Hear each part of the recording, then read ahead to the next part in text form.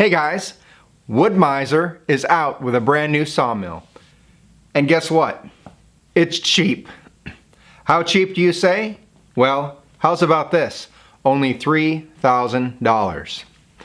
Now it seems that WoodMizer is going after another corner, another niche in the market with this cheap sawmill, putting it in the range of a lot of other companies that are selling sawmills of like kind. So in this video, we're going to cover some of those other companies, and we're going to look at some of WoodMizer's competitors, and we're going to see which sawmill may be the best fit for you. Now look, I think it's always important whenever we talk about different brands and stuff like that of any product that we talk about our own personal biases before we do that. Isn't that refreshing that we actually reveal that? Well, as most of you know who have watched my videos and have seen me work, you know that I am sold out to WoodMizer. I love the company WoodMizer, I love the products they make, and I always think that they're worth a first thought when it comes to buying any kind of a sawmill. And so that's my bias. However, I do think we need to give a fair look to some of these other companies and see what they have to offer. If you have one of these kinds of sawmills, please put your comments below and tell us your opinion of the mill that you have.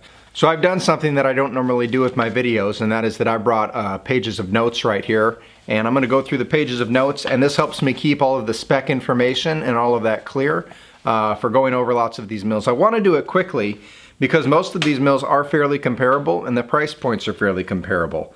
And so what I'm trying to avoid doing here is trying to pick one mill that's $3,000 and then trying to compare it with another mill that would be like $10,000, or perhaps a more expensive mill that you could get used for a similar price as one of these brand new mills. Well, I think that there's actually quite a few different kinds of people that this kind of sawmill could be for. The first one that comes to mind is the kind of person who is simply buying a sawmill. They have one particular project, and perhaps the cost is justifiable given whatever it is that they're making. Or perhaps it's the kind of person that just wants to cut a little bit of lumber. They're not interested in cutting thousands of board foot of lumber or trying to be high production, and so for their own personal use, perhaps they're buying it for. Lumber is expensive. One of the things you learn early on in the sawmill business is that you are paying double or triple what it actually costs the sawmiller to cut a lot of the material that you buy. So you do that yourself, you are going to save cost, obviously. Another type of person, this would be the third kind of person, is maybe the kind of person that is going to use this machine for a little while and then sell it. Perhaps it's an upgrade option. Fourth type of person is the type of person who maybe wants to get into the sawmill business, but they don't know if the sawmill business is for them, and so they want to start with something that is less cost, and then knowing that most sawmills have a pretty high resale value, they're going to take it and they're going to sell it once they learn if they really want to get into this whole game of sawmilling or not. And then they'll sell it and they'll take the down payment from that and put it into a bigger mill, you know, high risk, high reward type of scenario, but they want to be conservative going about the process. So I've got 5 different companies that I'm going to look at to compare to the WoodMizer. First, I'm going to start with the Hudson Hunter Camo. Now I'm getting these off of the website from every one of these people that makes these different sawmills. And so I'm just going off of what is currently on the website and what I could see around the same price point. Now, first thing I'll say about Hudson is they have a lot of different models, and it seems like sometimes maybe some of them are specialty models, and perhaps those names change over time, but the Hudson Hunter Camo is $2,449, and so it's $500 under approximately what WoodMizer is asking. Now, here's normally the important info, and I'm going to do this for every single one of these mills, is what kind of horsepower can you get and what size log can it handle. And so we're going to do that at a bare minimum, and maybe some of these I'll add a little bit more information as I have it. But the Hudson Hunter Camo is, you can get a 7 horsepower gas engine on it, and it is a manual start, so it's just like your push mower. You have to go out and pull on the crank to start it. Nothing wrong with that. And the maximum log capacity is 21 inches in diameter. So you're under 2 feet diameter, which is going to be about the norm for a mill this size. The reason, of course, for that is that the size of the engines that you're going to get on a lot of these mills simply would not be able to cut something that is, say, 3 feet across. It just, maybe you could do it, but you'd have to go so incredibly slow that it just would not be cost effective to do so. You can put an extra 9 foot of track, so you have 9 foot track lengths that you can put on the Hudson, and so that basically means you could be eternally long with it.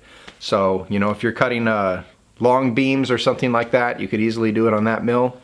And I'm going to show you pictures of each and every one of these, just like I did as you saw pop up there on the Hudson. You're going to be able to go down into the description below in the video, and there are going to be YouTube links to every single one of these mills except for the Hudson Hunter Camo. Now, there are videos from independent YouTubers that have put up their reviews, and you might want to check those out.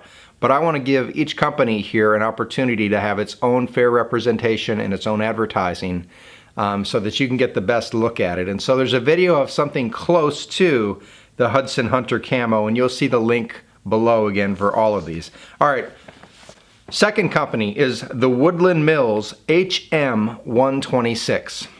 Now this sawmill has 2 engine options. You can either get a 9.5 horse or you can get a 14 horsepower engine on this machine. And the maximum log diameter you can do is 26 inches. And what I call the resaw capacity, or the max width of cut, is 24 inches in diameter. And so it's pretty similar size there, which means if you can get it on there, you can probably cut slabs with it, which I know a lot of people are into. And it has a 10.5 foot of track with which to cut on. And I'm not sure with the Woodland Mills if it's adaptable to longer track, although most of these smaller sawmills you could probably pretty easily rig that up. The price of the Woodland Mills is only $100 off of WoodMizer's currently. It's $3,099. All right, third one is the Norwood Lumberman MN26. Now their mill runs off of a 13 horsepower Briggs & Stratton. Of course, everyone that's ever had an engine on anything probably had a Briggs & Stratton at some point. And so what that means is the parts are going to be very easy to find. And perhaps it's even adaptable to the point where if you were not happy with your 13 horse, you could buy another one and put a bigger engine on there without too much hassle, I would think. I'm not sure how the mounting would work with that, but I'm pretty sure you could do that because guys have been doing that since the beginning of the engine. Now this has the same log size cutting ability as the Woodland Mill, so you can put a 26-inch log on there. And the maximum saw width is 17 inches. At least that's what I saw. I would hope it's bigger than that, quite honestly. You know, I'm trying not to be critical of these companies and basically just give them some representation on this channel. But 17-inch saw width is not impressive when you can put a 26-inch log on. I'm just going to say that. And this one does cost more. This is one of the more expensive ones. And then I have an honorable mention after this, but $4,397 for the Norwood. Now Norwood does make a lot of good products besides sawmills. And one of those is a winching system for pulling logs around. And that's something to go look at, but they also have all kinds of things that can adapt for your four-wheeler or for your tractor to pull logs and log moving type of equipment. And so they're worth a look. Again, they are about $1,400 more than the WoodMizer is going to be. And as you've seen the picture, if you go look at their videos, you'll see it is a little bit more robustly built than the $3,000 category. And so you are getting a little bit more of what you pay for there. If I remember correctly, the Norwood looks like it does have plastic on it. And I can tell you, when you're moving logs around and there's just all kinds of action around a sawmill, that plastic is not going to last. After the first week, that plastic is going to be gone. And so I get nervous when I see that. Again, I could be wrong about it being plastic, but just the paint scheme and everything, that's what it looks like. All right, one honorable mention. And this is a company that everybody knows about, but you may not have thought to contact about for sawmilling needs, and that's the company of Grizzly Industrial. And so Grizzly has an offering for $5,500. And the only reason I mention them, I know they're $2,500 out from the WoodMizer, is because it is an option. But I'm going to tell you a couple things, and I know that just like when people shop at Harbor Freight, people shop at Grizzly, they shop there for price more than anything. Occasionally you stumble upon a good product or a good deal, but for the most part, you know you're getting something that's probably made in China, and that's why the cost is cheaper.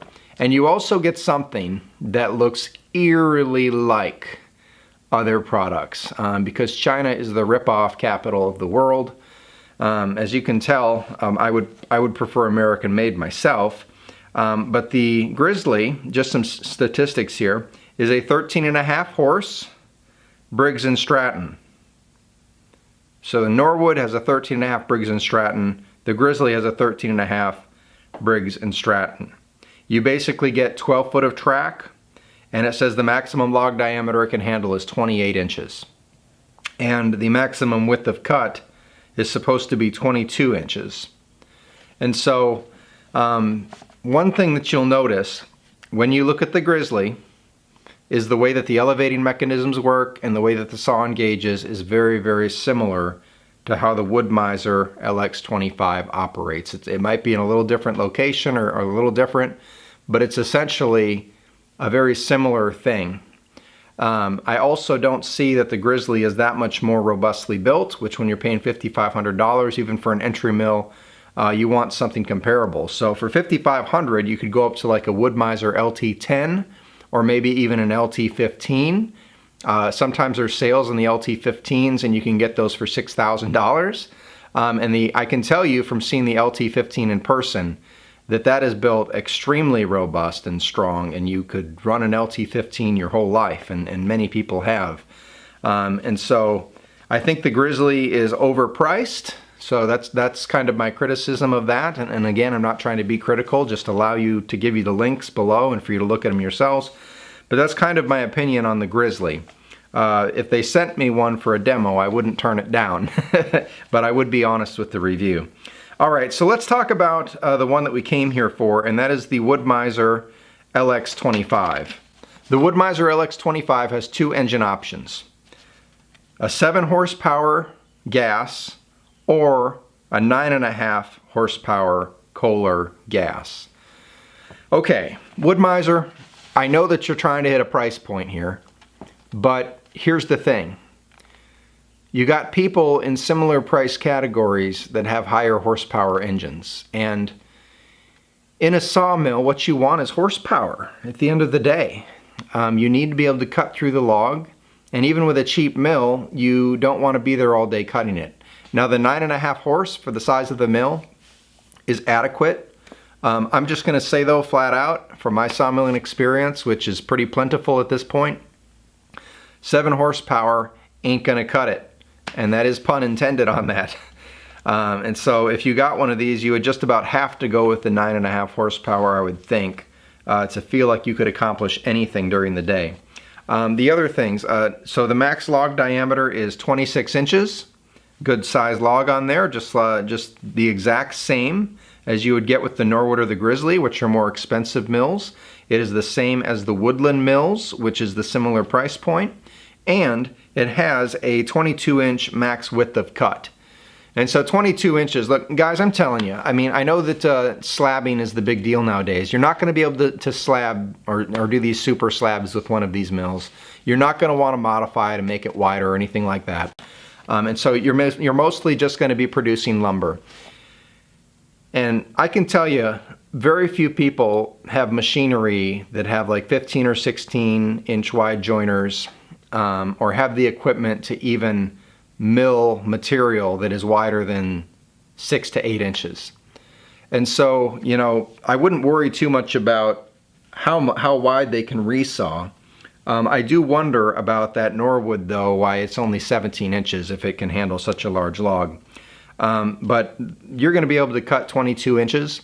Now, even with the 9.5 horse, it's going to take you some time to do that, but you could do it. And also, the max length you're going to be able to cut on the WoodMizer is 12.5 feet. 12 feet, 6 inches. So that's pretty good. You can put a good size log on there. Most of the lumber that people buy is 8 to 10 feet. And so that's definitely adequate for sawing lumber or making your own lumber. And you can add track to it. So if you have a need for longer track, you can definitely add on to that. All right, so what I want to conclude with now is just really like what are the main things that you want to consider if you're looking for a sawmill. And really it comes down to 4 things. And these are in no particular order. But the first one is how robustly, rigidly, how strong is the machine that you're buying in terms of its actual construction. You want something as close to box frame as you can get. None of these machines are really box framed in. And so you want to look at the robustness. If you're going for a cheaper mill, which one looks like it was built the best? You know, check the seams on the welds. For example, the Grizzly that's $5,500 is pretty much just spot welded. Like they didn't even take the time to completely weld all the fins in and everything like that. The WoodMizers are always going to be welded all the way down the line. So that's something to think about. Another thing that you want to think about, second thing, is what is the horsepower that you can get on the machine? If 7 horsepower is the best you can do, I'm telling you, that's going to be a long haul. Now, I have a resaw bandsaw in my shop. It's not a sawmill. It's just a resaw bandsaw, and it has about a 5 horsepower motor on it. And you have to go slow with that to really cut it. Now, it will do it, but you know, I've worked on machines that have 15 horsepower electric motors that are resaws, and even those sometimes struggle when you get to the max width to really cut through something. And so the horsepower is a big deal. And so, you know, if you're daydreaming about cutting tons of lumber a day on a 7 horsepower machine, you're not going to be able to do that. So go as big as you can for the price that's in your budget. Third thing is the add-ons and the options that you can do to it. Again, is it possible to go up to bigger engines on it? Would you be able to upgrade in the future if you weren't happy with the power? What is the length that you can put on it? You know, I mean, like I said, 8 to 10 feet is adequate for most people, but what if you had a special project and say you got a commission from someone that says, can you cut me long beams for my house or something like that, and they got to be 20 foot long? Would it be worth it to buy the track to get the job and do that? You know, those are all things to think about. Does it have power feed options that you can add to it? Does it have a debarker option that you can add onto it? You know, what about crazy things like lasers and the lubrication system and things like that? I mean, are these things able to be upgraded, and would you care about it? And so those are all things to think about. Lastly, and this is a biggie, is what is the customer service like for the company you're buying it from? I think this goes for just about any tool that you buy, but this is the thing that really sells me on WoodMizer. And again, listen guys, I do not make a dime off of WoodMizer. I've made lots of videos showing my machine work, showing what it can do at max capacity and beyond. I have represented them and presented them year after year. And I'm telling you guys, I haven't even gotten so much as a hat or a t-shirt. Now, I'm not saying that to make them sound bad. I'm just saying that to let you know I'm not paid off in any way by WoodMizer, okay? But what I can tell you is this. WoodMizer has the best customer service that you will ever have in your entire life. They have people that know every nut and every bolt and every wire on your machine. And believe me, things will need to be fixed. Even on a brand new machine, over time, you will need to be able to get a part to fix something on your machine. And WoodMizer can not only get you the part, but they can help walk you through it. And guess what? If you own their machine, their customer service is absolutely free.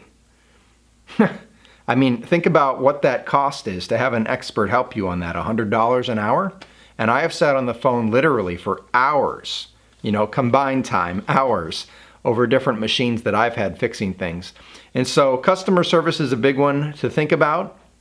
I have heard good things from some of these other companies when I've read reviews on customer service, but again, that's up to you to check those things out. All right, so one of the things I want to talk about just to conclude this video is what you saw in the description of the video, and that is WoodMizer's advertising strategy and their aggressiveness in going after niche markets.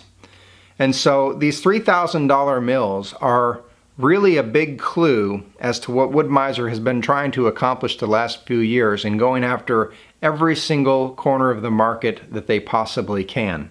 Now, the $3,000 mills are a big tell to me, and here's why. Because their bread and butter, again, has been portable bandsaw mills, and some stationary mills and some industrial mills. But the LT35, and specifically the LT40 machine, which is the one I have, I've had 2 of them now, is the workhorse of the industry. You could throw a rock and hit 5 guys that own a WoodMizer LT40 or have had one in the past. And so that machine now sells for around $30,000. And if you get the super version, you're going to be somewhere around $40,000 for an LT40.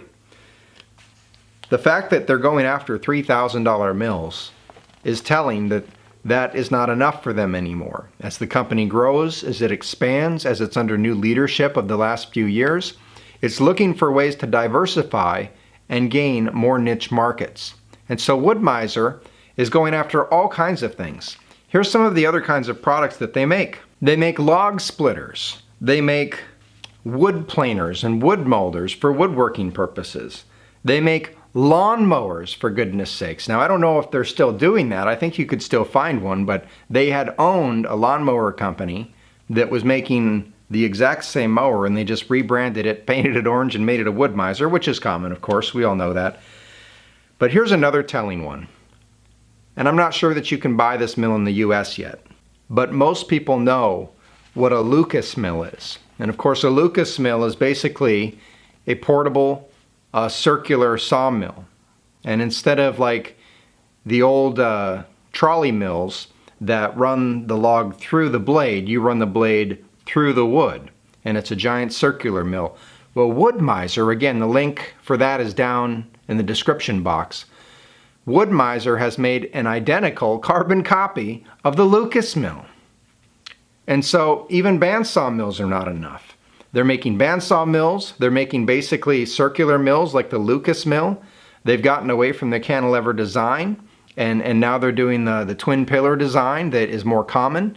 And so they're really just trying to find anybody they can to make one of these. And so here's the question that I have about this that you guys might want to think about is, do you think that this is a good plan of success for WoodMizer going forward? I'd love to be a fly on the wall in the boardrooms when they're talking about developing new products and advertising strategies for these things.